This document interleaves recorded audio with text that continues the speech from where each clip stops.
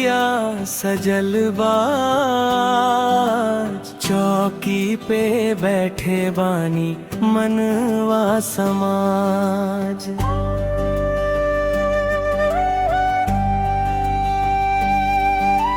सखियन के हंसी से भरल बा दुआर, तोहरावत देखी धड़के अंगना।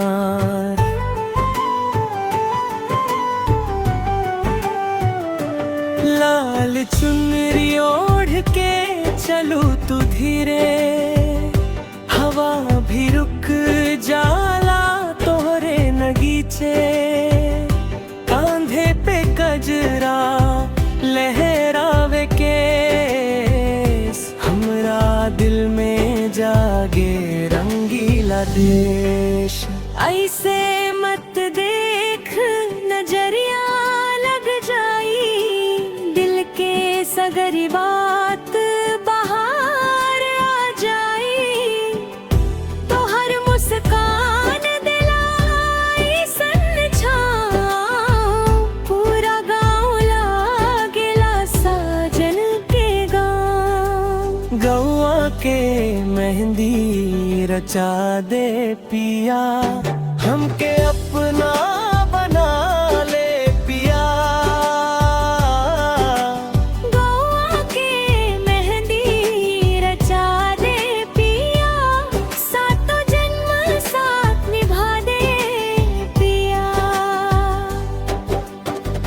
दिलवा में बजीला तोहरे ही नाम, तोहरे बिना लागे सुना हर शाम। गौआ के मेहंदी रचा दे पिया, हमके अपना बना ले पिया।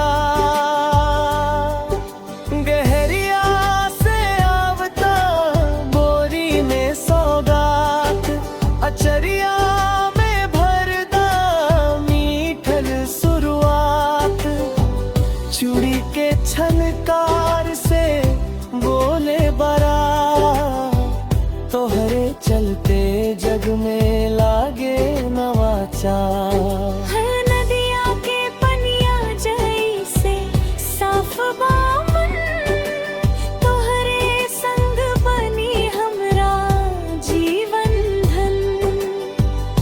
कैसन नजर लागल कैसन बारी, तू हंस के बारूता जीत बाजीत।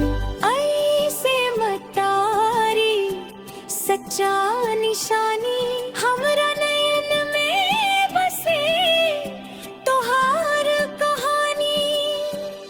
आज के राती में चांद वो सुहाए, दुइयो जन्म के बंधन आज बन जाए।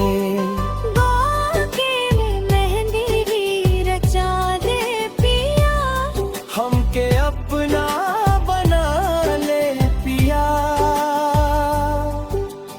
दालान पे दादी बोले शुभ घड़ी आयल, पप्पा के आंखों में सपना समायल। भैया सभे नाचे मेहंदिया उड़े, तुहरे संग घरवा के किस्मत जुड़े।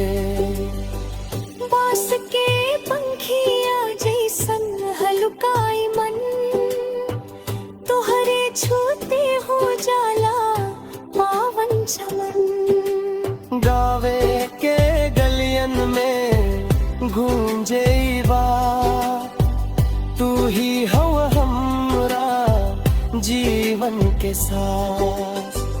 आव सुना देर कर समझा ढल गल, हमरा करेजा में लड्डू घुल गल। अब तो बस तोहरे हाथे लिखाई, हमरा किस्मत के नहीं का सनई। गौआ के मेहंदी रचा दे पिया, हमके अपना बना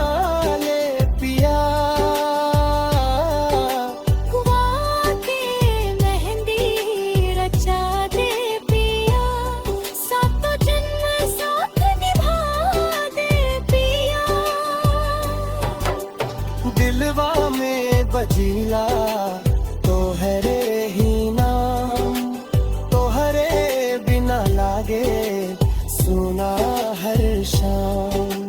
वाके मेहंदी रचा दे पिया, हमके अपना बना ले पिया। जदी दूर गईल ता सांस अटकेला, तोहरे बिना हर सपना अकेले रोकेला। एही अंगना एही दुआ, हमरा संग चल बन के दुला। कहत बानी खुल के सुन रानी, तोहरे लागे हम पूरा कहानी।